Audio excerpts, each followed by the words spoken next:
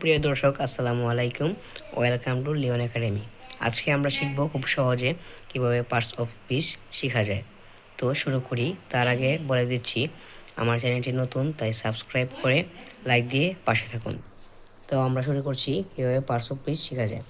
Parts of speech মূলত 8 প্রকার, যথা নাউন নাম, প্রনাউনকে বিকল্প নাম বলা হয়, ভার্ব কাজকে বলা হয়, অ্যাডজেক্টিভ দোষ গুণ ইত্যাদিকে বলা হয়, অ্যাডভার্ব জোড়া সৃষ্টি করে, মানে একটা সেন্টেন্সের মধ্যে তারা জোড়া সৃষ্টি করে, প্রিপজিশন কখন কীভাবে এগুলো তৈরি করে, কনজাংশন হলো এন্ড বাট সো ইত্যাদি, ইন্টারজেকশন আবেগ নিয়ে কথা বলা বা আবেগ বিস্ময়সূচক জিনিসকে বোঝায়, কার কোন কাজ মানে কে কোন কাজটি করে, নাউন যে কোনো নামকে বোঝায়, যেমন রহিম, করিম, বুক, পেন ইত্যাদি, মানে পৃথিবীর যে সকল নাম আছে সবকেই নাউন বলা হয়।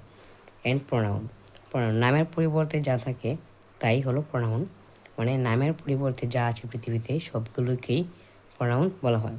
যেমন দেখেন হি, সি, উই, দে ইত্যাদি আছে। ভার্ব কাজকে বোঝায়, মানে যে কাজগুলো করা হয় ওয়ার্ক, এগুলোকেই ভার্ব বলা হয়, যেমন প্লে, ইট, রান ইত্যাদি। আমার ভিডিওটি যদি ভালো লাগে থাকে তাহলে একটি লাইক দিবেন এবং পরবর্তী